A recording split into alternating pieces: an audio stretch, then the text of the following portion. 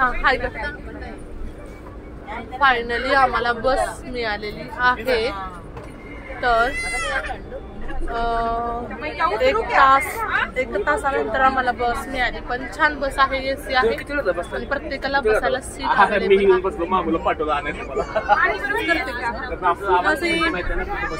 इधर से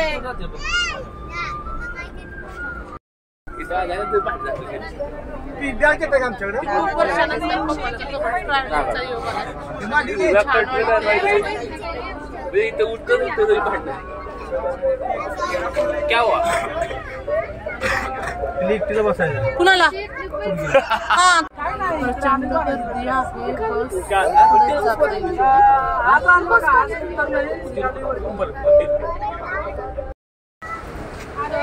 इथं line checking होतं, सोबत बॅगांचं सुद्धा चेकिंग होतं। तर सर्व बसमधली लोक उतरलेली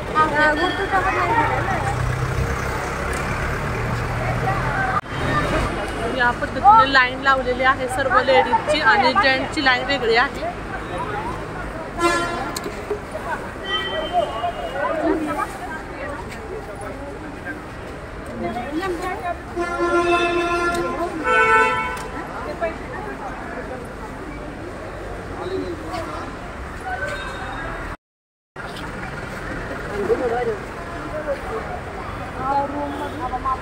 जायचंय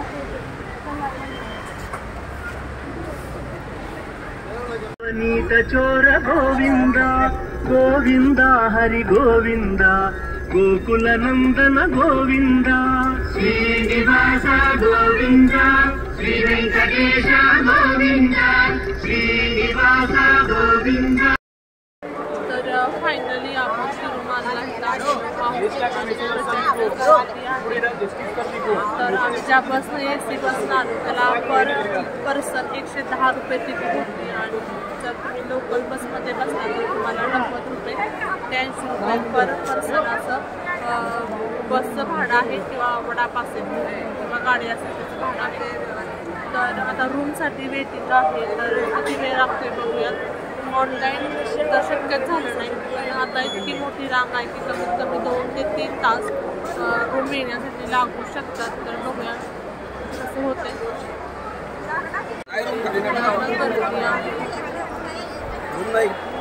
बंद हो गया, रूम का बंद हो गया नहीं है।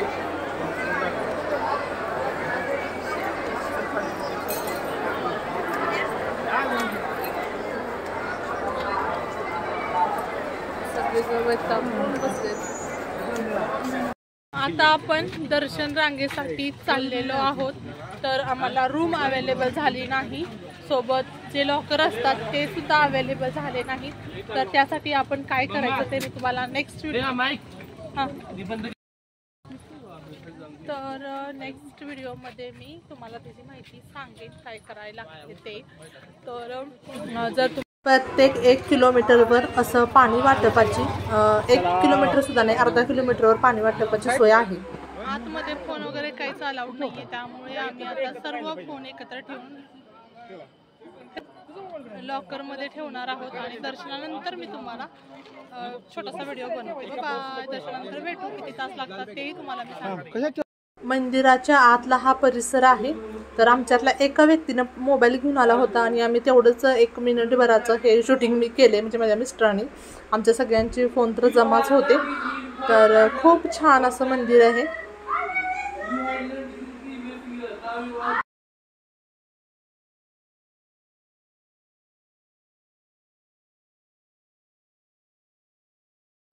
ज्यावेळेला तुम्ही दर्शन घेऊन बाहेर येता त्या डाव्या साईडला एक तलाव आहे।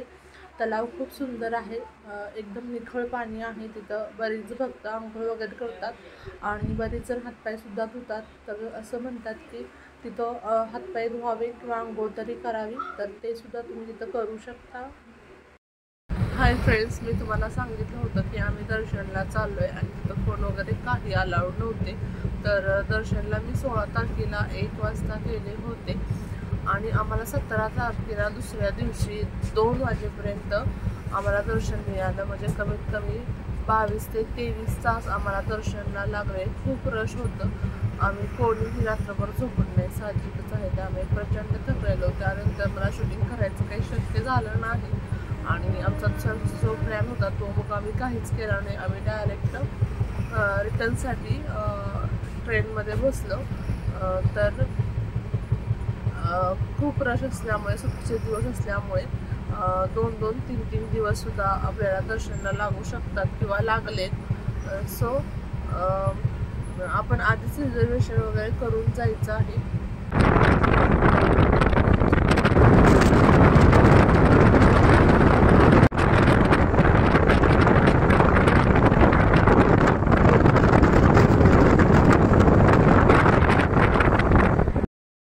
हाय फ्रेंड्स, आपली तिरुपती बालाजीची ट्रिप अतिशय सुंदर आणि सुरेखपणे पार पडली. आम्ही फर्स्ट टाईमच खरं ॲक्च्युली इतक्या लांब ट्रिपला गेलो, तेही कोणतंही नियोजन न करता. तत्काळमध्ये आम्ही तिकीट बुक केली आणि आम्ही गेलो. पण खूप छान आम्हाला अनुभव आला. दर्शन देवाचं खूप छान झालं आणि एक मनाला खूप छान समाधान आम्हाला भेटलं. आम्हाला 22 तास आम्हाला वेटिंग होतं, पण 22 तासाच्या वेटिंगचं त्या दर्शनापुढे त्रास नथिंग होता. तर आणखी थोडीशी माहिती माझ्याकडे जी आहे मी ती तुम्हाला सांगते, जेणेकरून हा व्हिडिओ जर एखाद्याने जर बघितला तर त्याला ती मदत व्हावी. अचानक जेव्हा तुम्ही जाता त्यावेळेला तुम्हाला रिझर्वेशन तत्काळमध्ये काढावं लागतं. सोबतच तुम्हाला रूम अवेलेबल होत नाहीत. लकीली झाल्या तर होतात, खूप रश असेल तर होत नाही. तर अशामध्ये तुम्हाला लॉकर नाही मिळाले, रूम नाही मिळाल्या तर तुम्ही दर्शनाला जाता तिथे तुमचं सर्व साहित्य व्यवस्थितपणे जमा करून घेतात आणि दर्शन झाल्यानंतर तुम्हाला अर्धा तासाच्या आत ते आपलं जे साहित्य आहे ते अगदी व्यवस्थितपणे सिस्टमॅटिकली तुमच्यापर्यंत ते पोहोचवलं जातं. कोणताही गोंधळ गडबड न होता. हे विशेष आहे, कारण लाखो भाविक तिथं येतात आणि लाखो भाविकांचं साहित्य तिथं जमा करून घेतलं जातं. दुसरी महत्त्वाची गोष्ट म्हणजे जर तुमच्याकडे छोटी मुलं असतील, 4 वर्षाच्या आतली किंवा 5 वर्षाच्या आतली, जास्तीत जास्त 5 त्यानंतर नाही, तर तुम्हाला रांगेत उभा राहायची गरज नाही. पालक म्हणजे त्या मुलाचे आई वडील आणि तो मुलगा किंवा मुलगी जे असेल ते त्यांना न रांगेत उभा राहता डायरेक्ट दर्शनाला सोडलं जातं. सोबतच जर तुमच्याकडे वयस्कर व्यक्ती असतील 65 वर्षाच्या पुढील, तर त्यांनासुद्धा डायरेक्ट दर्शनाला सोडलं जातं आणि त्यांच्यासोबत एक त्यांच्या घरातली व्यक्ती सोडली जाते. सोबत आपल्याला पास मिळतो. ज्यावेळेला आपण आत दर्शनाला जातो त्यावेळेला आपला चेहरा तिथं स्कॅन केला जातो आणि मग ते जो पास आहे तो आपल्याकडे असतो. म्हणजे प्रत्येक व्यक्तीचा तो वेगवेगळा पास असतो, पण तो पास आपण व्यवस्थित जपून ठेवायचा आहे. कारण माझ्या मम्मीचा पास तो हरवला. मग त्यानंतर थोडंसं आम्हाला रिक्वेस्ट करून आम्हाला आतमध्ये जावं लागलं, पण तसं न होता तो पास व्यवस्थित जपून ठेवला की मग काही इश्यू होत नाही.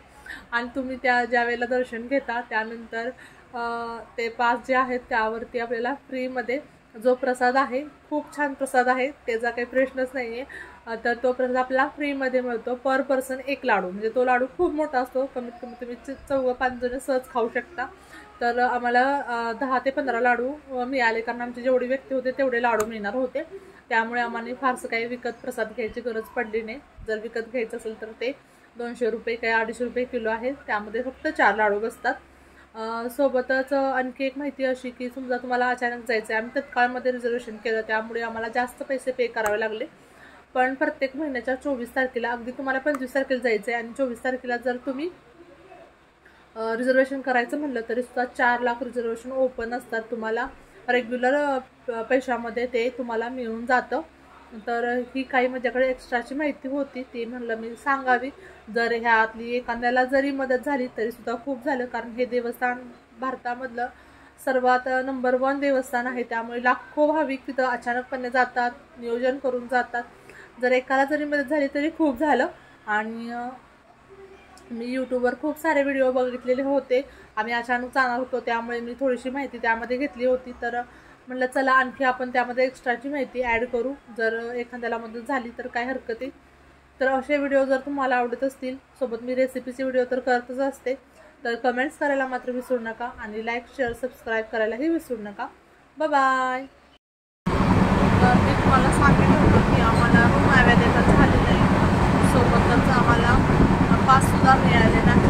तर आता आपण फ्रेश ठेवायचं, तर काही टेन्शन घेऊ नका. तिथं ज्यावेळेला आपण निवासस्थानामध्ये रूम बघायला जातो त्याच्या अपोजिट साईडलाच फ्रीमध्ये तुम्हाला लॉकर मिळतात. पण लॉकरसुद्धा अवेलेबल झाले नव्हते. पण लॉकर जरी तुम्हाला अवेलेबल नाही झाले तरीसुद्धा तिथे तुम्हाला फ्रेश होण्यासाठी, आंघोळ करण्यासाठी बाथरूम वगैरे अवेलेबल आहे.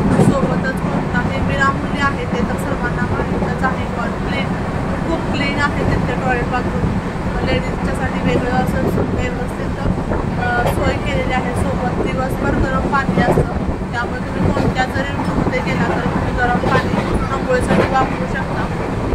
तर तुम्ही विचार कराल की बॅगा वगैरे आम्ही काय केलं, तर बॅगा वगैरे तुम्ही अगदी देवाच्या दर्शनापर्यंत जाऊ शकता.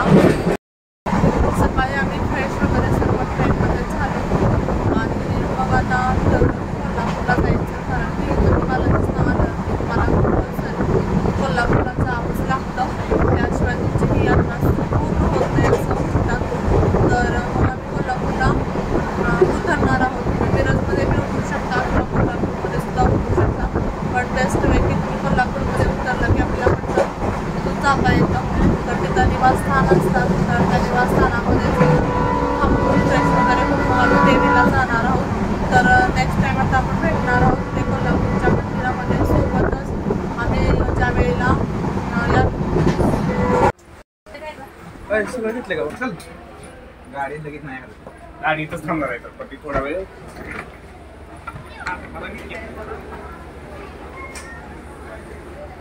नसीम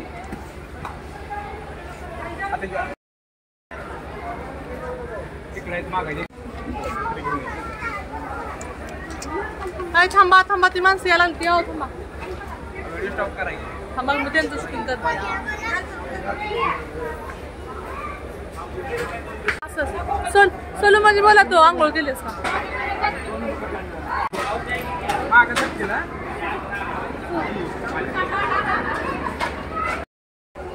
तर फायनली आम्ही कोल्हापूरमध्ये आलोय. चला आता आपल्याला रूम मिळते का बघूया. तर आता आपण ताराबाई निवास म्हणून तिथं फक्त निवास आहे, तिथं आपण चाललेलो आहे. तर बघूयात कशी कशी आपल्याला रूम मिळते. तोपर्यंत मी मार्केटचं थोडंसं शूटिंग केलं आहे, ते तुम्हाला दाखवते.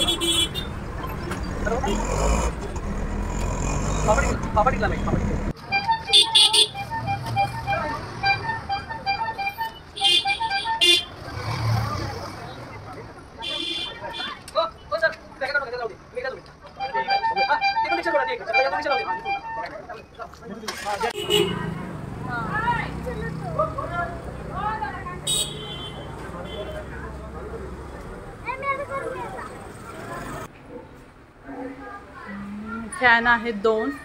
त्यानंतर ह्या बेडवर 3 ते 4 माणसं झोपू शकतात. एका रूममध्ये 6, म्हणजे आम्ही 2 रूम घेतलेले आहेत.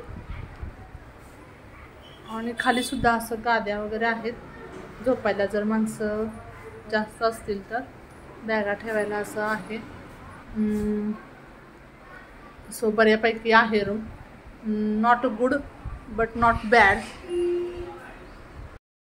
तर सगळ्यात महत्त्वाचं म्हणजे हॉलला टॉयलेट बाथरूम अटॅच आहे आणि गरम पाण्याची सोय सकाळी ते 11 वाजेपर्यंत असते. पण अदर टाईमला जर तुम्ही आला तर तुम्हाला गरम पाणी दिलं जातं, फक्त नळाला पाणी येत नाही. पण आपण देवाला चाललो म्हटल्यानंतर आंघोळ वगैरे करून जातो, तर ते गरम पाणी आपल्याला देणार आहेत. तर आणि आमची 6 माणसं आहेत, त्यामुळे 1400 रुपये रेट आहे. जर तुमची माणसं 4 असतील तर आणखी 1000 रुपये असं भाडं आहे पर पर्सन असं आहे. त्यामुळे जर 3 माणसं असतील तर कमी होईल, 6 पेक्षा जास्त असतील तर जास्त होईल. आणि 6 एका रूममध्ये फक्त 6 माणसं ॲडजस्ट करतात, त्यापेक्षा जास्त नाही. म्हणजे 7वा असेल तर एखादा ॲडजस्ट करतात, 7 पेक्षा जास्त नाही. तर आपण तसा हॉल मोठा आहे, अगदी छोटा आहे असं नाही म्हणू शकत. तर आता तयार होऊन आपण देवीच्या दर्शनाला जाणार आहोत. तर आपण तिथं भेटू, किंवा मला जर व्हिडिओ बनवणं शक्य झालं तर मी बनवेन. ओके. तर आता आम्ही सर्वजण तयार झालेलो आहोत आणि आता देवीच्या दर्शनाला चाललो आहे. तर तिथं काय काय आहे ते शूटिंग मी करायचा प्रयत्न करते. चला तर मग देवीकडे जाऊ. तर मंदिरात आतमध्ये दर्शन घ्यायला जाताना बाहेर आम्ही थोडंसं शूटिंग केलं. पंचकुळ मशीनमधून जावा. तर इथं स्वच्छ चेकिंग होतं आणि तिथून आत जायचं होतं आपल्याला.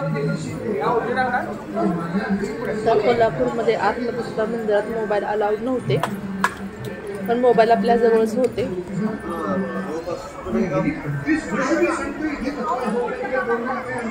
तर आता रांग कुठे आहे बघून आम्ही रांगेत उभा राहणार आहोत. आम्हाला 1 तास पाऊण तासच्या आत आम्हाला देवीचं छानपैकी दर्शन झालं. तुम्हाला रांग दाखवते मी. इतकी काही जास्त नव्हती आणि त्यात आपण आरतीच्या वेळेत आल्यामुळं आपल्याला आरतीचा सुद्धा लाभ घेता आला. छानपैकी आमचं देवीचं दर्शन झाल्यानंतर आम्ही जेवणासाठी अंबाई म्हणून कोल्हापूरमधलं सर्वात छान असं हे हॉटेल आहे. तर इथं खूप छान व्हेज थाळी आम्हाला मिळाली. फार कमी रेट होता. 160 रुपयेमध्ये पनीर, 2 चपात्या, काजू करी, अख्खा मसूर, वरण, श्रीखंड, ताक आणि सॅलेड. तर आता आम्ही घरी चाललो आहे मिरजमधून. तर बाय. आमची ट्रिप खूप छान झाली. एन्जॉय केली आम्ही.